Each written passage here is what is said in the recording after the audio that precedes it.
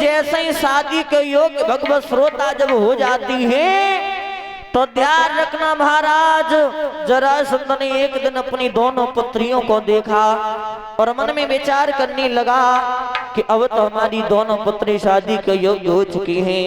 तो महाराज सभा में पहुंच जाते हैं और सभा के लोगों से महाराज समझा करके बोले,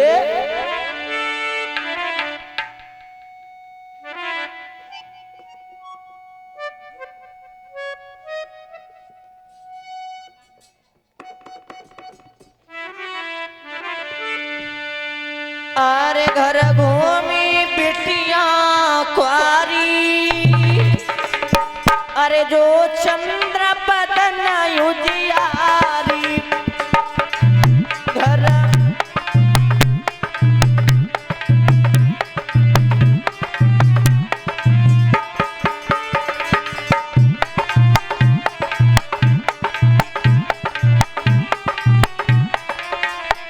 बोले महाराज, घर घूमी लाड़ो कुआरी, जो चंद्र बदन उजियारी, घर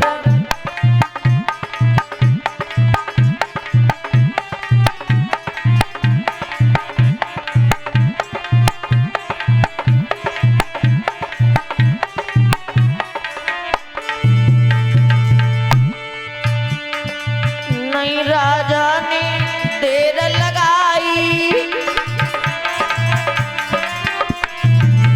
अरे नहीं राजा ने देर लगाई, अरे सभा में जाई के गिरा सुनाई, अरे तब मुख से रज उचारी, घर घूमी लाड़ो कुआरी,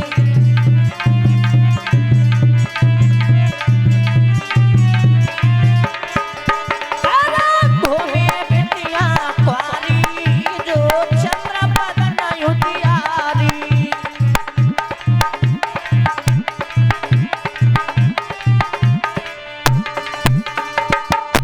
जवाब दिया महाराज ने सभा के लोगों से कि सभा के लोगों, अब हमारी दोनों पुत्री जो है अस्थिर प्राप्ति वो विवाह के योग्य हो चुकी है, तो क्या किया जाए। तो महाराज जैसे ही मंत्री ने तनी बात जो सुनी तो आज मंत्री ने खड़े होकर के जवाब दिया, महाराज सुनो, अगर आपने हमें पूछा है तो हमारी एक बात मानो महाराज। कौन सी?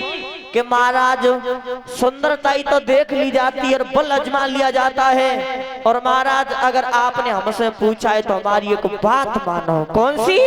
वो मंत्री समझ आए कि बोलो महाराज सुनो, अरे कागज कलम ले ओ करमी, और ये का पाती लिखो बनाई रे,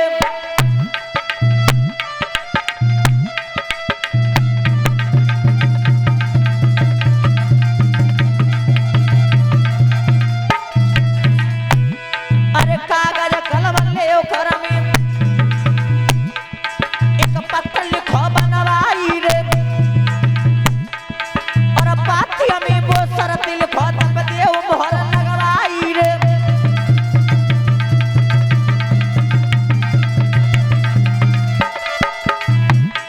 महाराज पत्र में, चिट्ठी में, खत में केवल एक ही शर्त लिखो महाराज। कौन सी? अरे पातिया में वो शर्त लिखो तब देव मोहर लगवाई रे, और मुगदल चौक परे मेरे, अरे मुगदल चौक परे मेरे, आकाश में देखो मिलाई रे,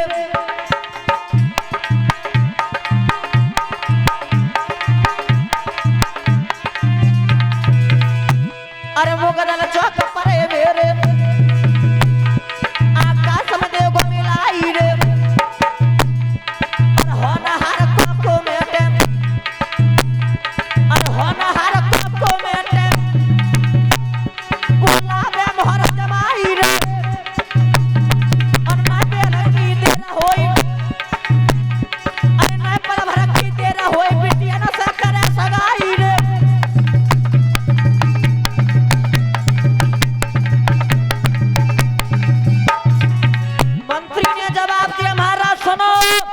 पत्र में चिट्ठी में खत में महाराज केवल एक ही बात लिखवा, कौन सी?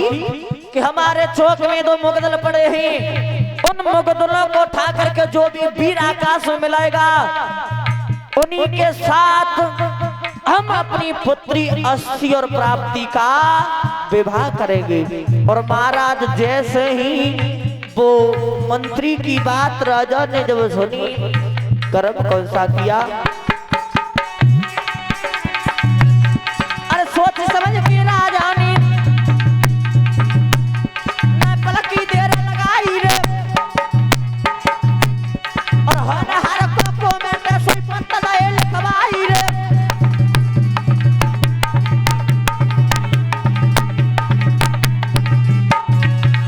आज महाराज पत्र में साफ साफ लिख दिया कि जो भी वीर आकर के मुगदलों को मिलाएगा उसी के साथ हम अपनी दोनों पुत्रियों का विवाह करेंगे। और महाराज जैसे ही वो पत्र लिखा, और पत्र लिखने के बाद नौकर के हाथों में पकड़ा दिया, और नौकर चला लेकर के कैसे? अरे नौकर लेके जाई रो देश को जाई रे, अरे वो और हीरा न गो, अरे वो और हीरा न गो, तो मथुरा में आई रे।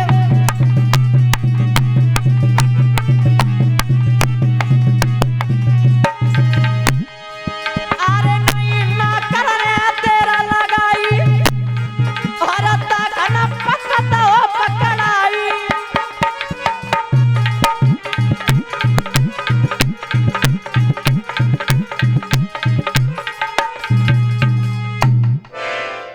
आज ध्यान रखना भगवत श्रोताओं, महाराज ने वो पत्र लिख दिया, और जैसे ही महाराज पत्र लिखा नौकर के हाथों में दे दिया, और वो नौकर उस पत्र को लेकर के महाराज देश देश में गया। और जैसे ही भगवत श्रोताओं देश देश में गया,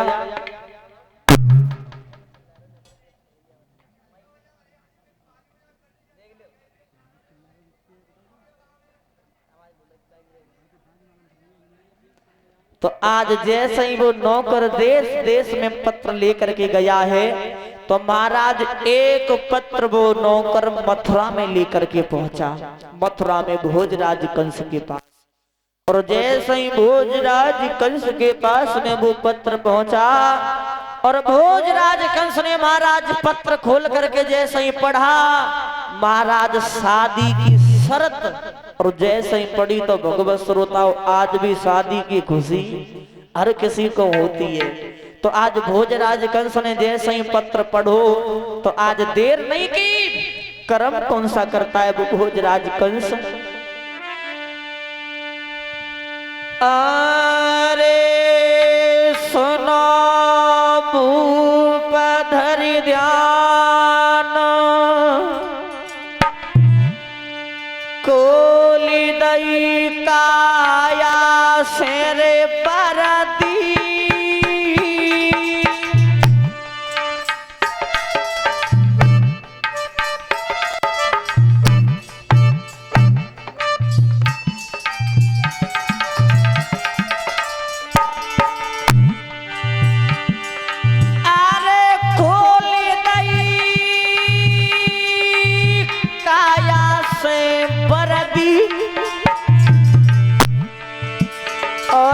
कपड़ा धरे उतार लगाई लई सब तन पे हरदी, भक्तों कपड़ा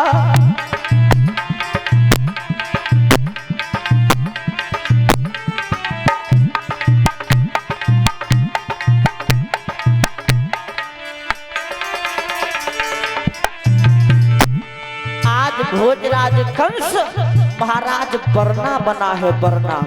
और जैसे ही महाराज पूरे बदन पे हल्दी लगी, उसके बाद अरे कंस अब करना लगो करना,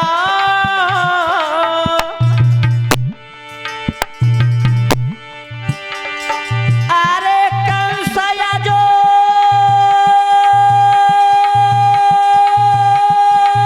करना लगो करना, पलकी करी आवार बांधी दो सीधे कर ककना भक्तो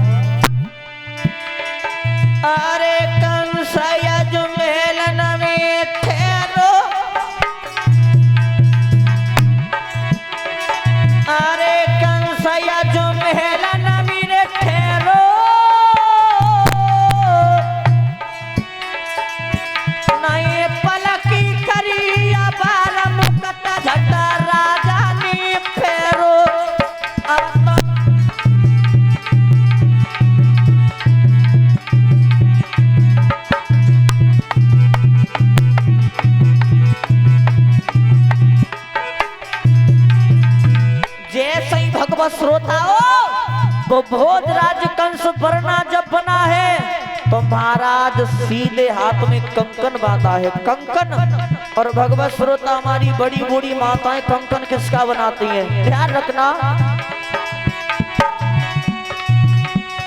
गलियारे की गुट्टा चून की भूसी आम का पत्ता काले कमल कट्टू का बांधी ऊपर तेल लत्ता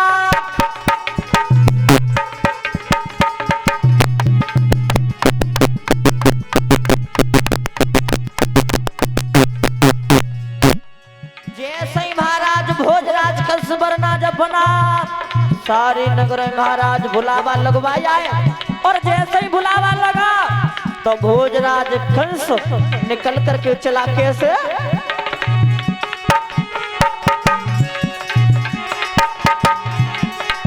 अरे धूम धाम न भबाजे बजे ही नेकन तेरा कंस ने कीनी मुकट बांध तलवार हाथ या हाथी पे चढ़ी बारा टीकीनी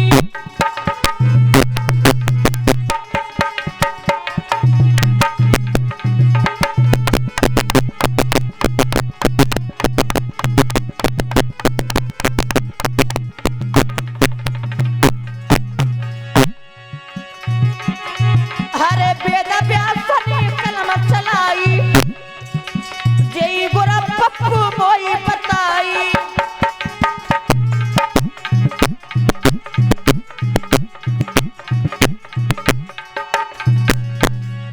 ध्यान रखना भगवत श्रोताओं आज भोजराज कंस जैसे ही वरना बनने के बाद और जैसे ही मथुरा से निकल करके चला है महाराज मगध देश के लिए और जैसे ही भोजराज कंस मगध देश में भगवत श्रोता पहुंचा राजाओं की महाराज सभा लगी है। बड़े बड़े राजा देश देश से राजा आए हुए हैं आज जरासंध के घर पे और महाराज जैसे ही भोजराज कंस पहुंचा तो महाराज ध्यान रखना बारी बारी से जैसे ही नंबर आया तो जब भोजराज कंस का नंबर जब आया है भगवत श्रोताओं तो ध्यान रखना भोजराज कंस जैसे ही उठ करके खड़ा हुआ तो आज भोजराज कंस कर्म कौन सा करता है? अरे सुने सभा दे ध्यान समय नहीं भोजराज कियो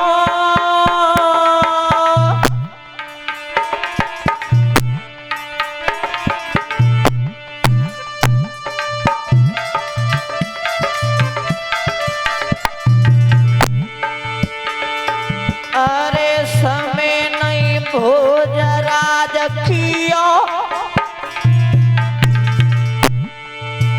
और सोची समझ के आज कदम आगे कौन धर दियो भक्तो सोची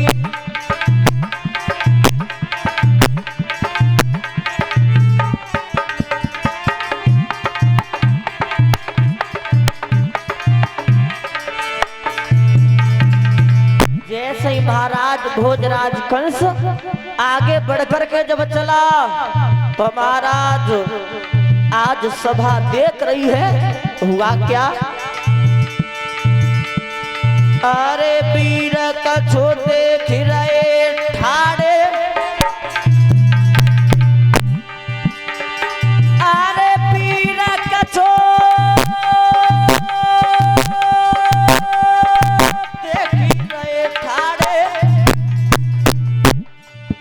आपस में चर्चा करे कंस जे मथुरा के बाड़े। भैया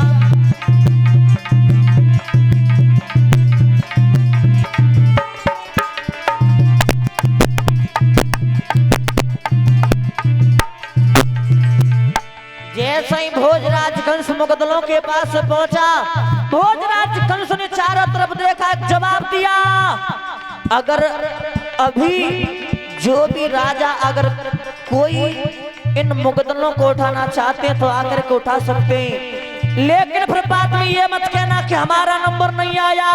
महाराज भोजराज कंस के सामने पर कोई भी राजा खड़ा नहीं हुआ, और जैसे ही कोई राजा जब खड़ा नहीं हुआ तो भोजराज कंस ने देर नहीं की, कर्म कौन सा किया?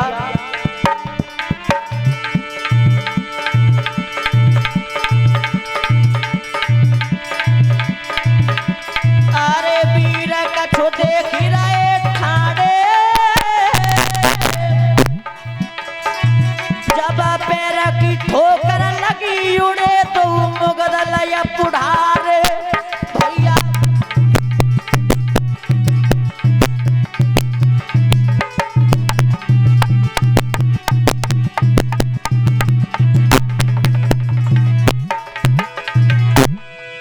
अरे होना हार को मिठू भैया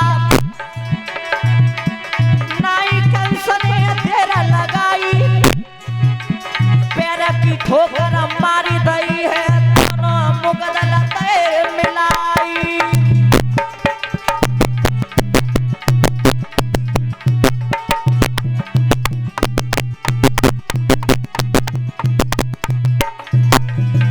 जैसे ही भगवत श्रोताओं भोजराज कंस ने दोनों मुगदलों को उड़ाया, और जैसे ही आकाश में दोनों मुगदल मिले, उसी समय महाराज जरासंध का एक मित्र था भगवत श्रोता, जिसका नाम था कालियावन, और जैसे ही कालियावन ने देखा, कर्म कौन सा किया?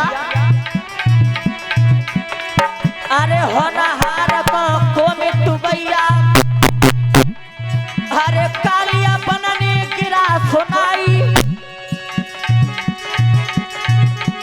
अपने मुख से बोली रहो है, अब नहीं ऐसे हुई सगाई।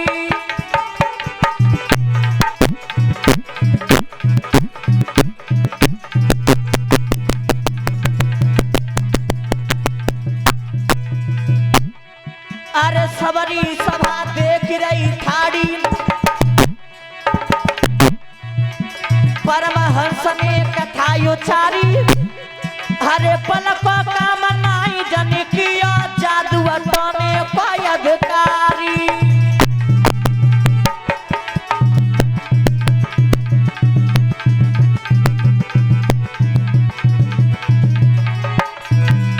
जैसे ही महाराज कालियावन आया, कालियावन ने जवाब दिया, महाराज ऐसे सगाई नहीं होगी, ये वरना बलवान नहीं है, इसने कोई जादू टोनों से इन मुगदलों को उड़ा दिया है, और महाराज अगर ये वरना बलवान है तो मेरी एक शर्त है। कौन सी? बोला कालियावन। अरे कालियावन अब बोली रहो है, अरे वरना ठोक चले अब छाती, बाद में ब्याह होई बिटियन को, पहले लड़े खेत में हाथी।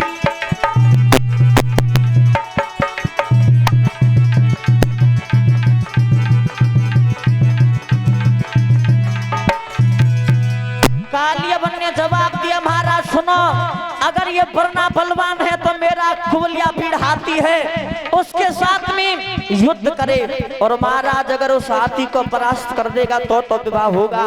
तो भोजराज कंस खड़े खड़े देख रहे, विचार करने लगे महाराज ये तो उस पत्र में तो ऐसी कोई शर्त नहीं थी कि हाथी के साथ में युद्ध होगा। और महाराज अगर तुम्हारी इच्छा है तो बुलाओ हाथी को। तो जैसे ही महाराज वो हाथी आया, भोजराज कंस ने देर नहीं की, कर्म कौन सा किया, अरे सुमिरन करके निज मैया को नाई कंस ने देर लगाई, होनहार को मिठू भैया हाथी ले गो यदर उठाई।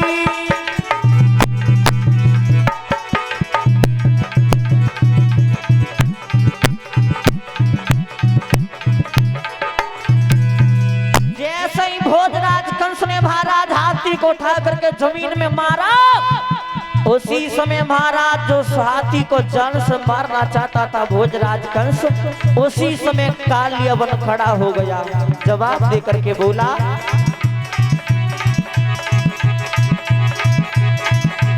होनहार को मिठू भैया अरे पलक कैसो कर्म करो है, जाने ते मत हाथी को मारो, जाई ते कन्या दान करो है।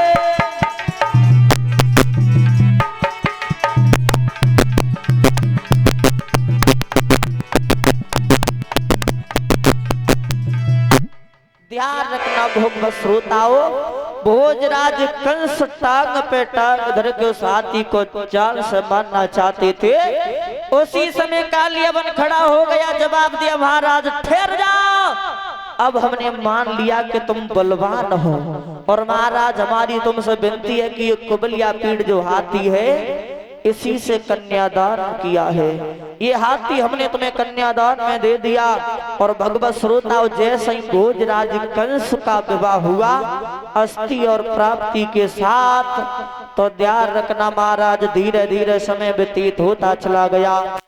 और जैसे ही महाराज धीरे धीरे समय व्यतीत हुआ तो भोजराज कंस जो थे उनकी एक चचेरी बहन थी जिनका नाम था देवकी, और महाराज देवकी जैसे ही शादी के योग्य हुई तो भोजराज कंस ने देवकी का विवाह बटेश्वर के राजा महाराज सूर्यसेन के पुत्र जो थे वसुदेव, उनके साथ में देवकी का विवाह निश्चित कर दिया। और महाराज जैसे ही विवाह निश्चित हुआ और महाराज धीरे धीरे समय व्यतीत हो जाने के बाद, और जब भोजराज कंस की जो बहन थी देवकी, और देवकी का महाराज जब वसुदेव के साथ विवाह हुआ तो महाराज भोजराज कंस ने आज विदा की अपनी बहन की। किस तरीका से,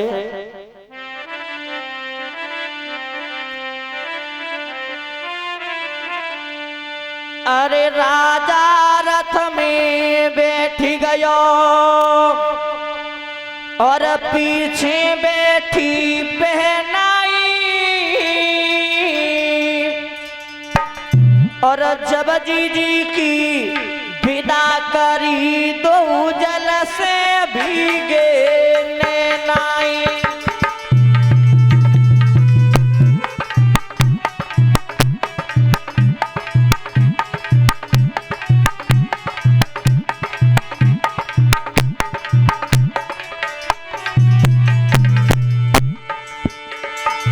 आज भोजराज कंस अपनी बहन देवकी को विदा कर रहा है। महाराज बहुत प्यार करता था भोजराज कंस अपनी बहन देवकी से।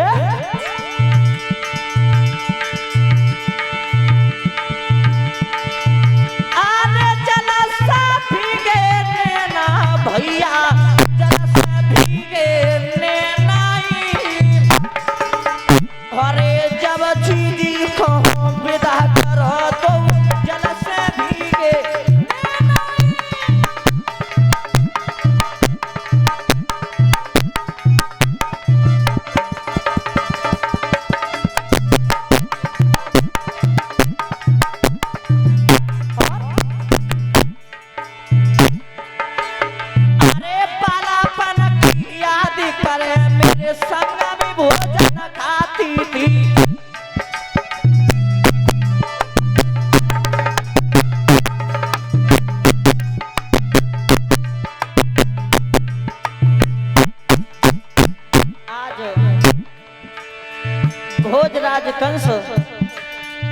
बचपन की याद कर रहा है भगवत श्रोताओं।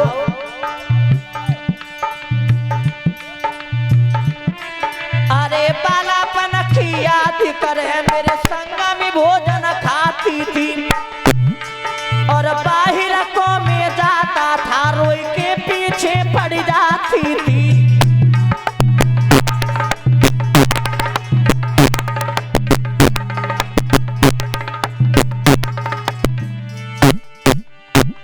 सो आज बहन मेरी जाई रही अब इकले हुई घर रहनाई और जब जी को विदा करो तो जल से भीगे नैनाई।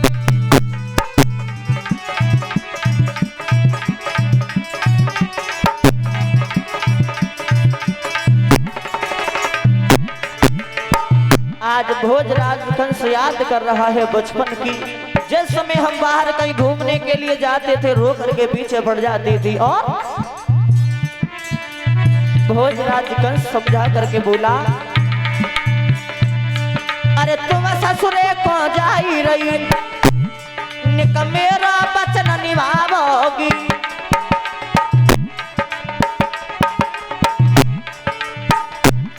अरे तुम ससुरे को जाई रही निक मेरा वचन निभाओगी और सास ससुर की सेवा कर मेरी बहन परम पद पाओगी।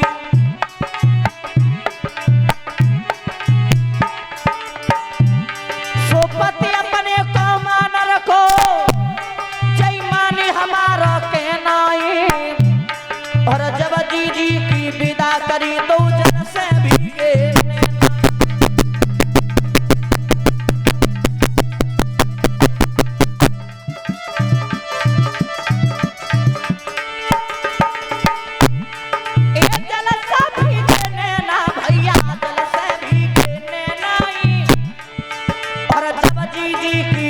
करी तो जल से भीगे